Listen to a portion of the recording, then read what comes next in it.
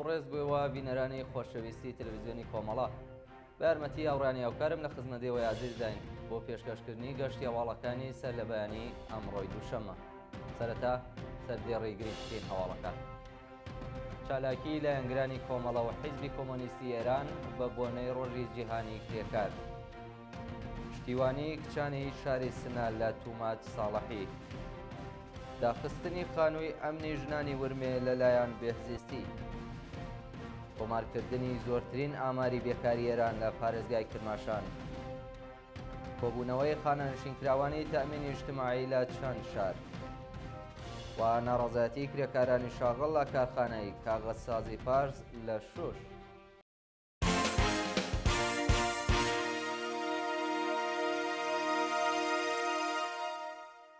درێژەی هەواڵەکان. چالاکی لە یانگرانی کۆمەڵە و حیزبی کۆمۆنیستی ئێران بە بۆنەی ڕۆژی جیهانی کرێکار.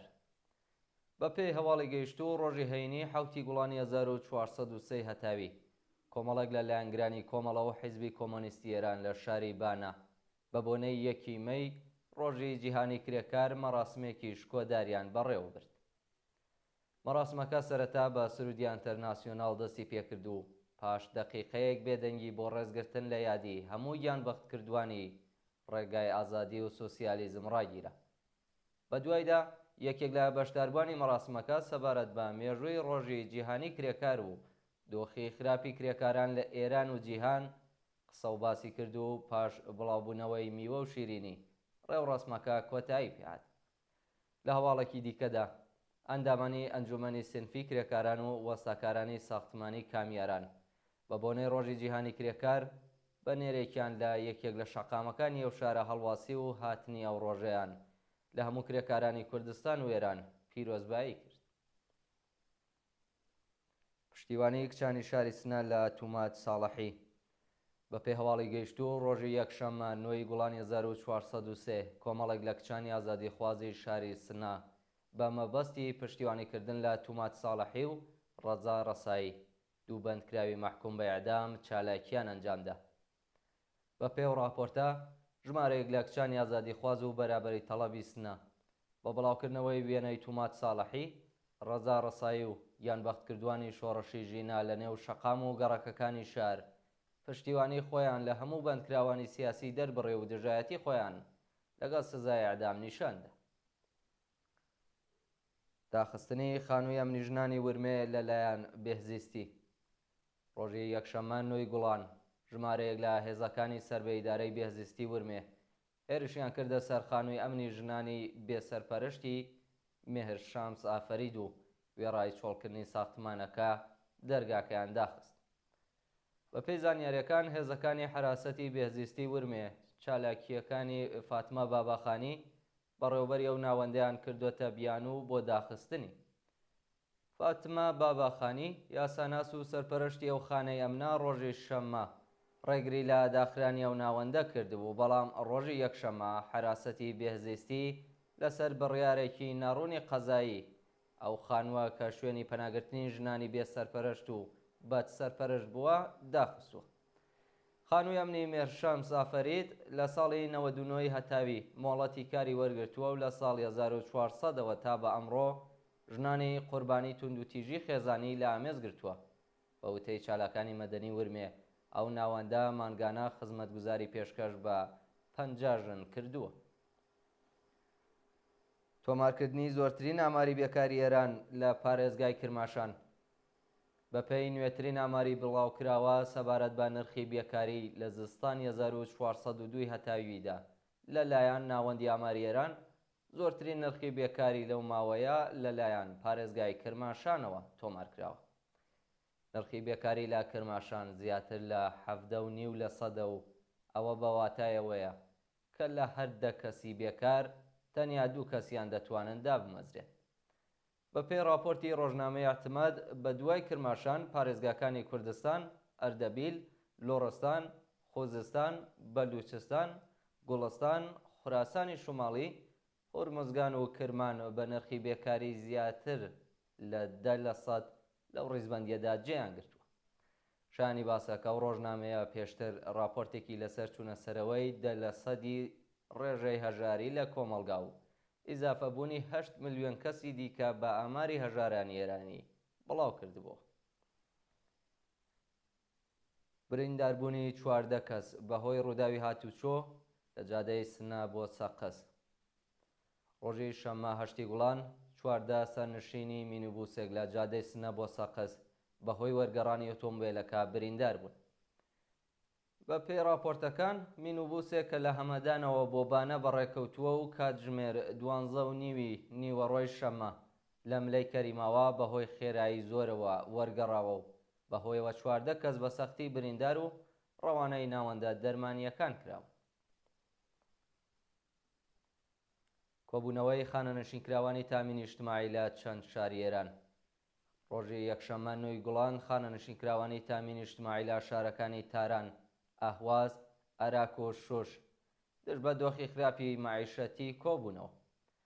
بە پێی راپۆرتەکان خانەنشینکراوانی تامینی اجتماعی هاوڕێ لەگەڵ خانەنشینکراوانی بەشەکانی دیکە لە بەردەم فەرمانداری و وەستانداری و ڕێکخراوی تامینی اجتماعیدا کۆبوونەتەوە و دروشمەکانی تەنیا لەسەر شەقام دەگەین بە مافەکانمان، حکمی ئەعدامی توماجە بێ هەڵبوەشێتەوە، زیندانی سیاسیە بێ ئازاد بکرێت و حیجاب شوعاریانە گەندەڵی و دزی کاریانە دژایەتی خۆیان لەگەڵ دەسەڵاتی کۆماری ئیسلامی نیشانداوە.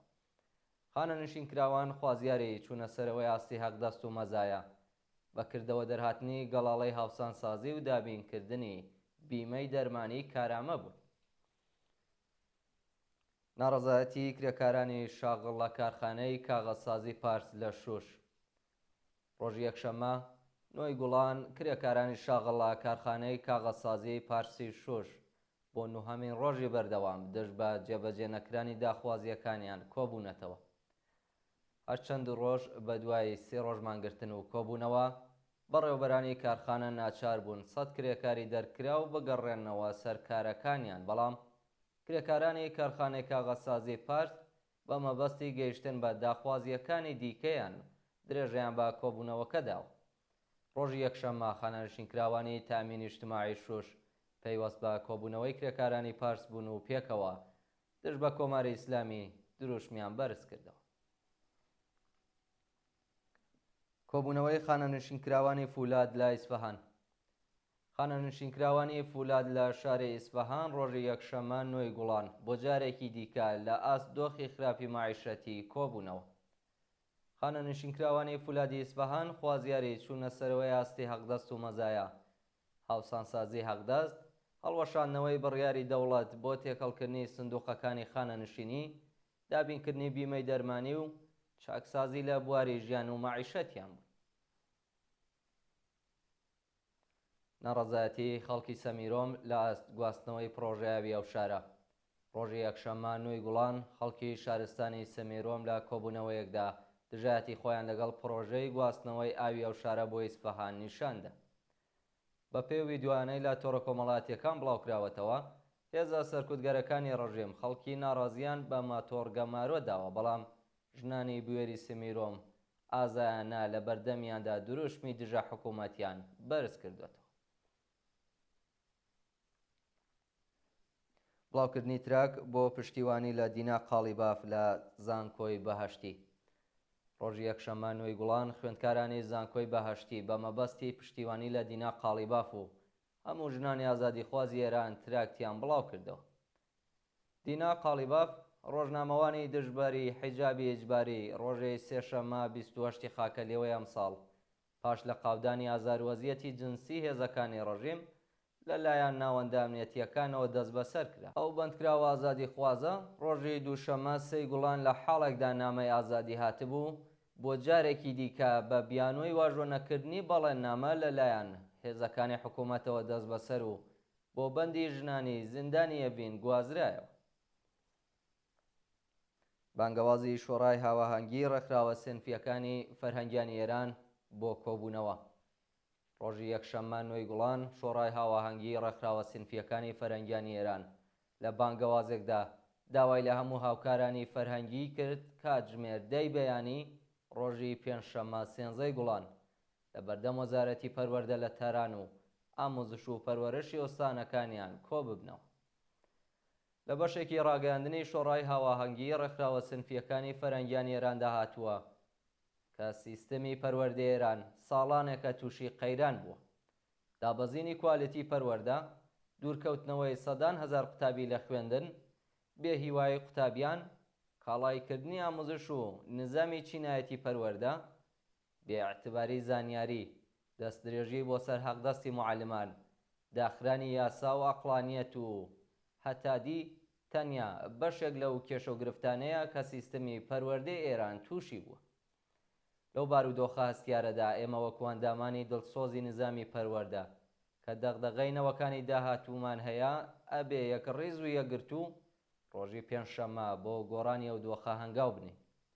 هەر بەو بۆنەوە داوا لە هەموو هاوکارەکان دەکەین بەرپرسیارانە لەو چالاکیەدا بەشدار بن. و دوایین هەواڵمان سەبارەتە با لە سێدارەدانی 5 بەندکراو لە زیندانەکانی کۆماری ئیسلامی. لە ڕۆژانی ڕابردوودا حکمی ئەعدامی 5 بەندکراو بە تۆمەتەکانی کوشتنی بانقەست و مادەی هۆشبەر لە زیندانەکانی بەندەر عەباس، عێراق، تەورێز و کەرەج جێبەجێ کراوە. بەپێی راپۆرتی کەمپەینی بەرگری لە بەندکراوانی سیاسی و مەدەنی بەیانی یەکشەممە نۆی گوڵان، حکمی ئەعدامی بەندکراوێکی بەلوچ بە ناوی ڕاشد بەلوچی بە تۆمەتی کوشتنی پاسارێکی خانەنشینکراو لە زیندانی بەندەر عەباس جێبەجێ کرا. بەیانی پێنجشەممە سی خاکە لێوە بەندکراوێک بە ناوی عەلی موحەدی بە تۆمەتی کوشتنی بانقەز لە زیندانی کەرەج لە سێدارەدرا. ڕۆژی شەممە هەشتی گوڵان حکمی ئەعدامی 3 بەندکراو بە ناوەکانی سۆهراب حوکماباد، ئەمیر موحەڕەمی و داود نامیاری بە تۆمەتی پەیوەندیدار بە مادەی هۆشبەر لە زیندانی تەورێز جێبەجێ کرا. لە هەمان ڕۆژ بەندکراوێک بە ناوی ئیرەج سەنەمبەری تەمەن 37 ساڵ بە تۆمەتی بازرگانی بە مادەی هۆشبەر لە زیندانی عێراق لە سێدارە دراوە. بەپێی زانیاریەکان زیاتر لە 10 بەندکراوی دیکە لە چەند زیندان بە مەبەستی جێبەجێکردنی سزای ئەعدام ڕەوانەی بەندی تاکە کەسی کراون. بینەرانی خۆشەویست گەشتی هەواڵەکانتان پێشکەش کرا، کاتێکی خۆش بۆ هەموویان.